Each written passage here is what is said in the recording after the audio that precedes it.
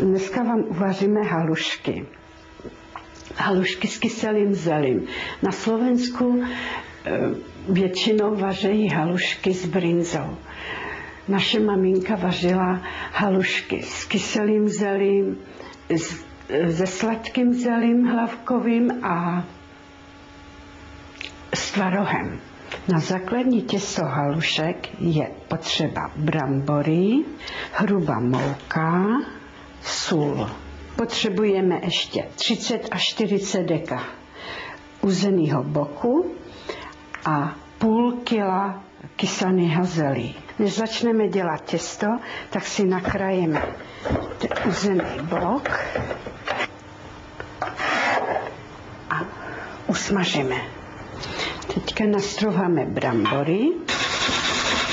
Když maminka vařila, tak si u toho vaření zpívala. Jo, poštary zavel, telegramu zanel, o poštary zavel, telegramu zanel. Do nastrouhaných brambor dáme 1 lžičku soli. 1,5, tak. Přidáme hrubou mouku. Zamícháme. Teď jsme vyrobili těsto, tak takhle má být. Teďka si vezmeme prkínko na halušky a nandáme si to na to. Rozetřeme to hezky, no a můžeme jít do vody. Až se nám začne vařit voda, tak to tam budeme házet. Moje maminka byla strašně rychlá kuchařka. Vždycky, když dělám halušky, tak si vždycky na ní vzpomenu. Tak to přiklopíme.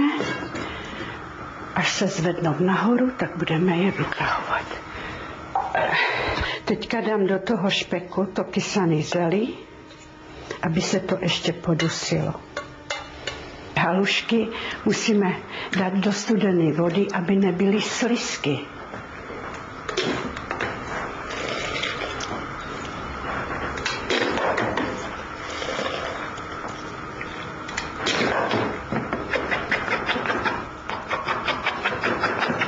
No, teď zase budeme vybírat.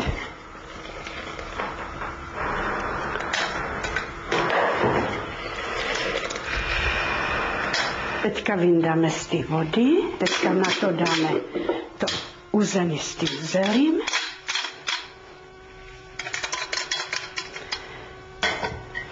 Trošku to osolíme.